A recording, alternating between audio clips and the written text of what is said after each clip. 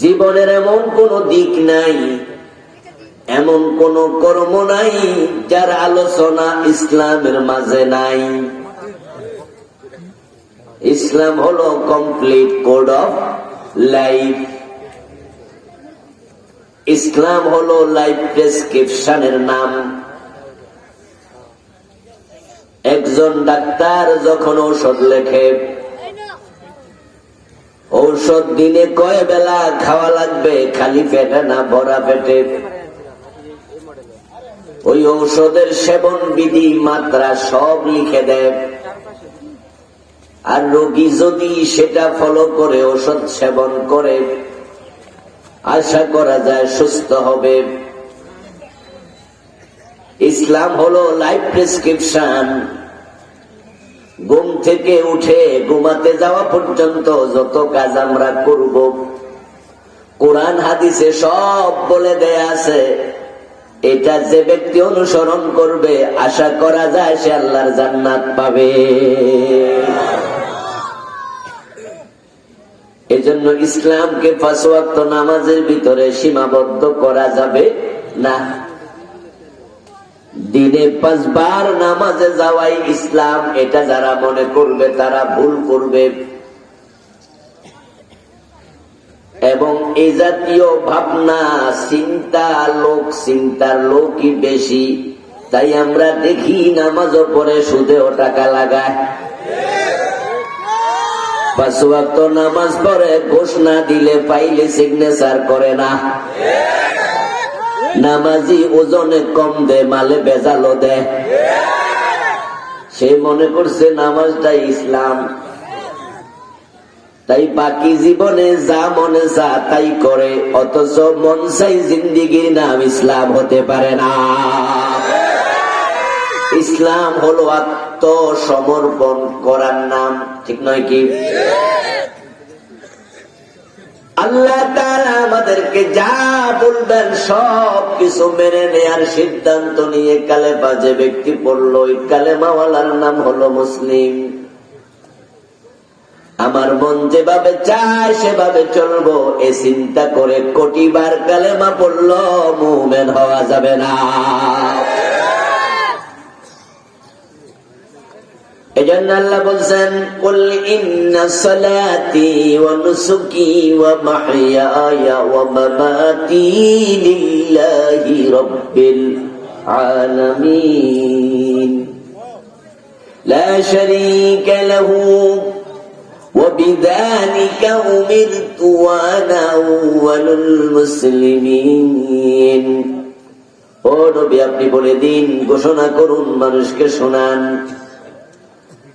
আপনি সুস্পষ্ট ভাবে বলেন, নিশ্চয় আমার নামাজ, আমার কুরবানি, আমার জীবন, আমার মরণ সব টাকার জন্য। আমার জীবনটা, আমার মরণটা আল্লাহর জন্য নিবেদিত। এখন জীবন মরণের ভিতরে যা আছে সবটার মালিককে, আমার নিজের মালিককে। মালিকের কথার বাইরে চলার কোন সুযোগ আমার আর নেই। মুসলিমিন, এই চিন্তা লালন করার কারণে আমি উম্মতের মাঝে ১ নাম্বার মুসলিম হলাম, মুসলমান হলাম। রাসূলুল্লাহ যেমন জীবন মরণ সব আল্লাহর জন্য নিবেদিত করে মুসলিম হলেন, এখন ওনার রোল নাম্বার হলো এই উম্মতের মাঝে ১। উনি উম্মতের লিডার, নেতা, ইমাম। ওনার চিন্তা লালন না করে ওনার সিরিয়ালে, মুসলিমদের সিরিয়ালে নাম ঢুকবে না। তাই যারা সেই সিরিয়ালে নিজের নাম ঢুকাতে চায়, পুরাটা জীবন আল্লাহর কথা মানবো, আল্লাহর কাছে জীবন সঁপে দেব, এই চিন্তা ভাবনা করে কালেমা পড়া লাগবে। ইসলাম যেহেতু কমপ্লিট কোড অফ লাইফ, সেই হেতু জীবনের সব বিষয় ইসলামে আছে। ইসলাম নামক ধর্মটাকে অন্য অন্য ধর্মের মতো মনে করলে ভুল করবেন। সমাজের লোকেরা মনে করে অন্য অন্য ধর্ম যেমন ধর্ম, ইসলাম একটা ধর্ম। তাই অনেকে বলে ইসলাম হলো সর্বশ্রেষ্ঠ ধর্ম। এই কথাটা একবারে ভুল। সর্বশ্রেষ্ঠ তো লোকই শ্রেষ্ঠ আছে অনেকগুলো, এই শ্রেষ্ঠ গুলোর মাঝে এটা হলো এক নাম্বার। অথচ না না, ইসলাম হলো একমাত্র ধর্ম, ইসলাম ছাড়া কোনো ধর্মই নাই। আল্লাহর কাছে ধর্ম কয়টা? ইন্নাদ-দীনা ইনদাল্লাহিল ইসলাম। আল্লাহ তাআলার কাছে দিন ধর্ম শুধু একটা, এটার নাম হলো ইসলাম। ইসলাম ছাড়া আর কোনো ধর্মই নাই। অন্য এক আল্লাহ তাআলা বলেছেন, মাইয়াবতাগি গায়রাল ইসলামি দীনা ফালা ইউকবালা মিনহু। ইসলাম ব্যতীত যদি অন্য ধর্ম কেউ তালাশ করে, সেটা তার থেকে গ্রহণ করা হবে। ইসলাম যদি হয় অন্য ধর্মের মতো একটি ধর্ম, তাহলে তো হিন্দু ধর্ম দিকে তাকান, তাদের ধর্ম হলো 12 মাসে 13 পূজা, এর বাইরে ধর্মের কিচ্ছু নাই। তাই তারা মন মতো ব্যবসা করে, মন মতো সমাজ চালায়, রাষ্ট্র চালায়, মন মতো শিক্ষানীতি বানায়, অর্থনীতি বানায়, সমাজনীতি বানায়। তারা মনে যা চায় তাই করে, মন মতো প্রস্রাব করে, মন মতো টয়লেটে যায়, মন মতো ঘুমায়, মন মতো খায়। হিন্দুরে জিজ্ঞাসা করবেন, ভাই কোন হাতে খাইবা, তোমার ধর্মের ব্যাপারে কি বলেছে? দেখবেন যে কোনো জবাব দিতে পারবে না। টয়লেটে যখন ঢুকবা, ডান পা দিবা না বাম পা দিবা, তোমার ধর্ম কি বলেছে? দেখবেন কোন হিন্দু জবাব দিতে পারবে না। কিন্তু ইসলাম এরকম নয় যে আপনি মাসে একবার রোজা রাখবেন, বছর আসলে জীবনে একবার হজ করবেন, দিন 5 বার মসজিদে যাবেন, ইসলাম শেষ। নো। কেমনে টয়লেটে যাওয়া লাগে, কেমনে ঘুমানো লাগে, কেমনে খাওয়া লাগে, কেমনে থুতু ফেলতে হয়, সেটাও ইসলামে আছে না নাই? 12 মাসে 13 পূজা, হিন্দু ধর্মের কাম শেষ। সপ্তাহে একবার পেগোডায় যাবে, বৌদ্ধদের কাজ শেষ। প্রতি শনিবারে সেনেগাগে যাবে, ইহুদি ধর্মের কাজ শেষ। প্রতি রোববারে গির্জায় যাবে, খ্রিস্টান ধর্মের কাজ শেষ। আর আপনি দিন 5 বার মসজিদে যাবেন, ইসলাম ধর্মের কাজ শেষ। ব্যাপারটা তাই নাকি?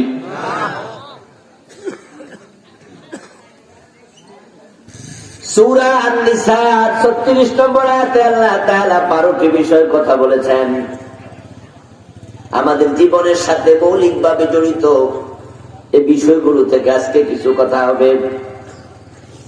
1 নাম্বার, ওয়াবুদুল্লাহ। আল্লাহ বলছো, আমার বান্দারা তোমরা শুধু আল্লাহর ইবাদত করো। মানুষকে আল্লাহ বানাইছে যে জন্য, সেটা হলো মানুষ শুধু কার ইবাদত করবে? ইবাদত ছাড়া অন্য কোন উদ্দেশ্যে আল্লাহ মানুষের বানাই নাই। ওয়ামা খালাকতুল জিন্না ওয়াল ইনসা ইল্লা লিয়াবুদুন। আমি মানুষ এবং জিন জাতিকে শুধু আমার ইবাদতের জন্য বানাইছি। ইবাদত হলো মানুষের বানানোর আল্লাহর উদ্দেশ্য। ইবাদত মানুষ করবে শুধু আল্লাহর। এখন ইবাদত যদি আমরা করতে চাই, তাহলে কেমনে ইবাদত করে, কাকে ইবাদত বলে, সেটা জানা লাগবে। কারণ দুনিয়ার নিয়মটাই হলো আগে জানো তারপরে মানো, ঠিক নয় কি? ড্রাইভিং করবেন আগে না শিখবেন আগে? ডাক্তারি করবেন আগে না ডাক্তারি শিখবেন আগে? ঠিক না? আপনি ড্রাইভিং না শিখে গাড়ি স্টিয়ারিং এ বসে চাবি দিয়া দিলেন যে গাড়ির স্টার্ট, ড্রাইভার কেমনে চালায় আপনি দেখছেন। এবার যদি আপনি স্টার্ট দিয়া চাপ মারেন, গাড়ি খালে যাওয়ার সম্ভাবনা আছে, বিপদ। এই জন্য গাড়ি চালাইও না, আগে গাড়ি কেমনে চালাই শিখো। না হয় নিজ মরবা, সামনে যে পাইব হেরো গাড়ির তলে ফালাইবা, আর যাত্রী থাকলে হেরে সল গজব। ডাক্তারি করতে গেলে আপনাকে অবশ্যই ডাক্তারি শিখতে হবে। না শিখে ডাক্তারের হেল্পার, তাই যদি আপনি মনে করেন ডাক্তারে কেমনে অপারেশন করে, হেল্পাররা কিন্তু খারাই খারাই দেখে, দেখে না? দেখবেন যে ফার্স্টে একজন সহকারী আছে, এই কেসিটা দেও, এই আগে দেয়, এই বেলেট দাও আগে দেয়, এই রশি দাও আগে দেয়, তারপরে ডাক্তার এবার পেট কেটে টান মেরা। এখন হেল্পার যে ডাক্তারি করে নাই, শুধু হেল্পারি করতেছে, বেড়া তাকে তাকে মনে মনে কয় অপারেশন করো, কোনো ব্যাপারই না, শুধু কাটলেই চলে। বিপদ আছে কিনা? যদি কাটালায় পরে রুগী ভালো হইব তো বিপদ, বড় বিপদ। এবাদত না শিখে এবাদত করো তো বিপদ। এই জন্য এবাদত কেমনে করে, এবাদত কারে কয় জানা লাগবে। নামাজ বড় এবাদত, নামাজের সেজদা বড় দামি এবাদত, কিন্তু কেমনে করা লাগে, কারে করা লাগে, কোথায় করা লাগে, এটা না বুঝার কারণে কিছু লোক বেদাতি পীরের পায়ে সেজদা দিয়ে ঈমান হারায়া ফেলতেছে। অথচ সেজদা বড় দামি এবাদত। এই সেজদা শুধু আল্লাহর সামনে হবে, আল্লাহর কদমে হবে। এখন বেড়া বুঝে নাই, তাই আল্লাহরেও সেজদা দেয় মসজিদে যাইয়া, আবার দরবারে যাইয়া পীরের মায়েও পীরের পায়েও সেজদা দেয়। ইমান তোমার চলে গেল, বুঝো নাই বিপদ। কদিন আগে একটা ম্যাগাজিনে পড়লাম, বিমান বালা, বিমান এয়ার হোস্টেস, কেবিন ক্রু যারা বিমানে চলছেন, তারা বিমানের মাঝে দেখবেন যে পুরুষ মহিলা আছে, নির্ধারিত একটা পোশাক পরা থাকে, ওই বিমান কর্তৃপক্ষের ডিজাইন করা। হেরা বিমানে গেলে আপনার ইস্তেকবাল জানাবে, ধন্যবাদ দেবে, চা দেবে, নাস্তা দেবে, আপনাকে বিভিন্ন কাজে সহযোগিতা করবে। ওদেরকে বিমান বালা বলে। যারা দেখছেন তারা দেখছেন, যারা দেখেননি তারা তো শুনছেন নাকি? যারা চুপ করে আছেন তারা শোনেন নাই নাকি? শীতের কারণে মুখ লড়ে না, কোনটা শুনছেন? যারা বিমান বালা হয় তারা কি পাইলট? কিন্তু বিমান বালারা পাইলটের সাথে মাঝে মাঝে যায়, গল্প করে বসে, চা খাওয়ায়। আমরা যেমন চা খাওয়ায়, পাইলটেরও মাঝে মাঝে। আর বাকিরা আপনারা কই দেন না, পাইলটেরা খাওয়ায় না? তো এখানে দেখে তো পাইলট কেমনে চালাইতেছে, কেমনে টিপ মারতেছে। এখন এক বিমান বালার বড় শখ হইল, আমিও বিমানটা উড়ামু। আর পাইলট যেমনে টিপ মারে, যেমনে ধরে, এগুলা কোনো ব্যবহারই না। একদিন পাইলট গেছে নাই না বিমান থেকে, সব ক্রুরা নেমে গেছে। বেড়া সর্বশেষ আমি আছি, আমি ভালো করে বুঝা টুইসা, ওরা ঝাড়ুটা রু দেয়, বা ওদের যারা দায়িত্ব আছে, ধরেন যাচাই বাছাই করা কি আছে না আছে, পরবর্তী বিমানটা আবার ফ্লাই করার জন্য প্রস্তুত হলো কিনা দেখভাল করবে। যদিও মোছার জন্য সুইপার আছে আলাদা, সেটা ভিন্ন জিনিস।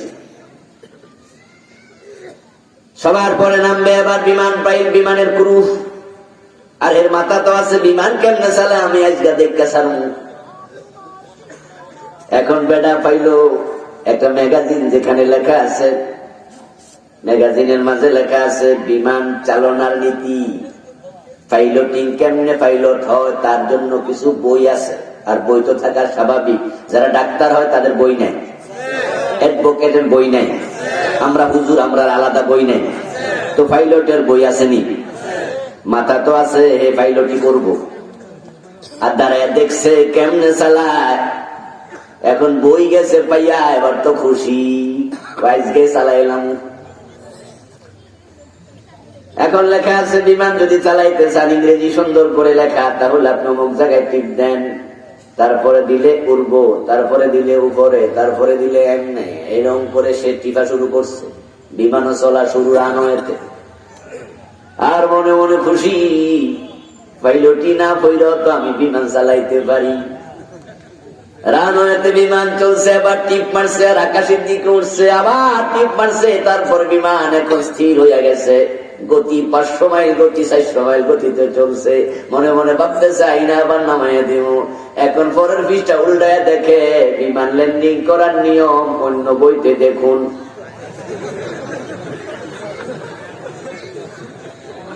এখন কি বিমান ল্যান্ড করা লাগবো না, নামা লাগবো না, এখন এটা তো বইতে না। ও মিয়া, পাইলটি না শিখে পাইলটি করো না, ডাক্তারি না শিখে ডাক্তারি করো না, ড্রাইভিং না শিখে গাড়ি চালাইও না, ইবাদত না শিখে ইবাদত করিও না, ঠিক না?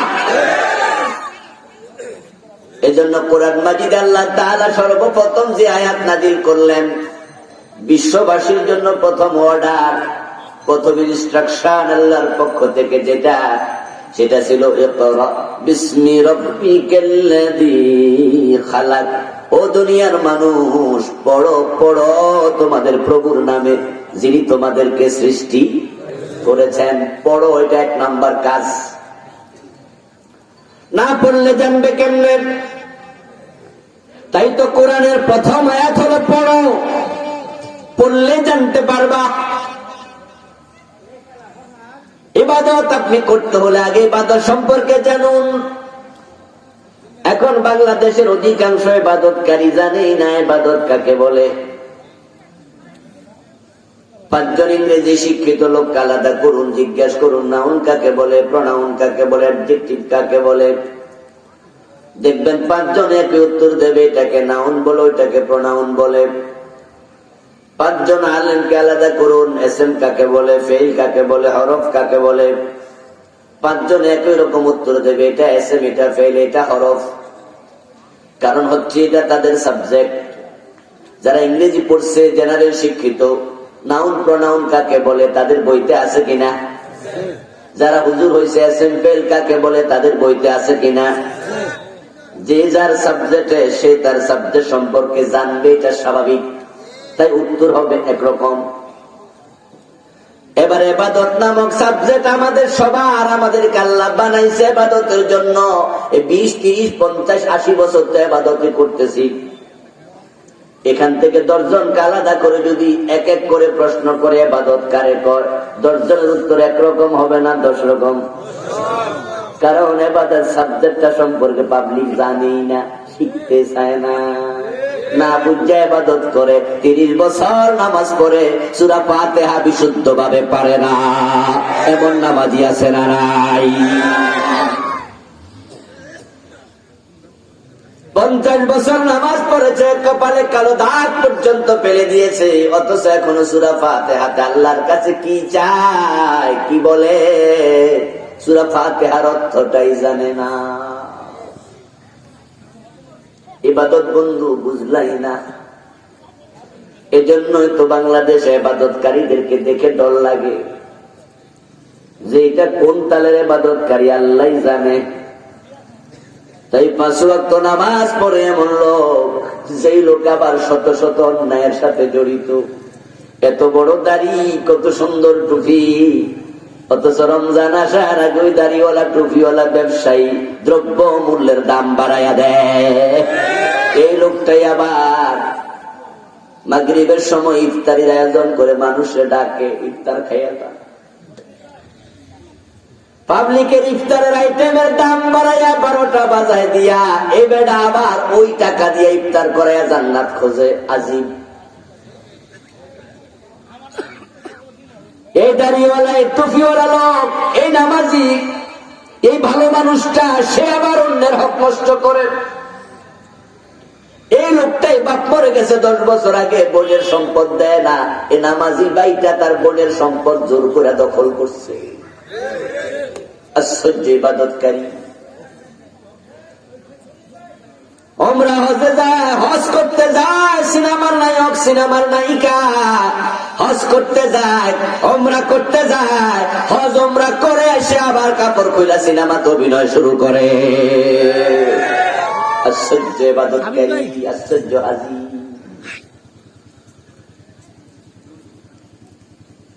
ও মুসলমান, ইবাদত না বুঝার কারণে তো আজকে গুলো হচ্ছে। তারা মনে করতেছে ইসলামও কিছু মৌলিক কাজের নাম, মোটেও নয়। আল ইসলাম হিয়া তিলকা শারা'i আল্লাতী ইয়াতাহাক্কাকু বিহা আসসালাম। ইসলাম হলো কিছু আইন, কিছু বিধান, কিছু নিয়ম, কিছু সিস্টেমের নাম, যে নিয়মগুলো মানলেই সমাজে শান্তি এসে যাবে।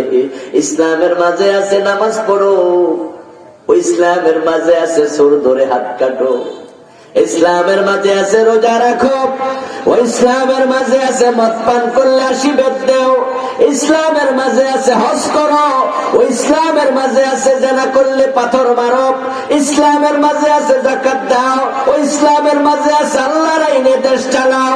যদি আপনি সবগুলো একসাথে মানেন, তাহলে আজকের এই দিনও ঘরের দরজা খুলে ঘুমাতে পারবেন, চুরি ডাকাতি হবে না। যদি সবগুলো আইন মানেন, 80 বেদের আইন চালু করে দেন, মদ খাইলে 6 মাস আইন চললে বাংলার সীমানায় 6 মাস পরে মদের বোতল খুঁজে পাওয়া যাবে না।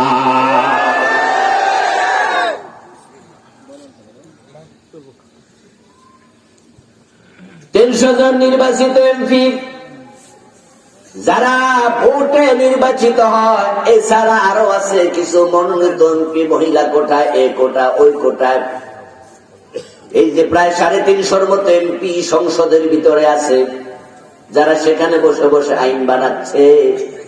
তাদের মাঝে হিন্দু, বৌদ্ধ, খ্রিস্টান যদি আপনি 30 জন বাদ দেন, তাহলে 310 জন, 320 জন অথবা 300 জনই মুসলিম। ওই 300 জন নামাজ মানে, রোজা মানে, হজ মানে, যাকাত মানে, কিন্তু চোর ধরে হাত কাটার আইন মানে না, ডাকাত ধরে সুরে দেয়ার আইন মানে না। আজান হলে দোকান বন্ধ করতে হবে, এই আইন তারা মানে না। মদ পান করলে 80 বেদ দিতে হবে, এই আইন তারা মানে না। আল্লাহর আইনে দেশ চালাতে হবে, সমাজ চালাতে হবে, এই আইনগুলো তারা মানে না। কিছু মানে, কিছু মানে না। কান খুলে শোনো মুসলমান, সুবিধাবাদ জিন্দাবাদে মুসলমান হওয়া যায় না।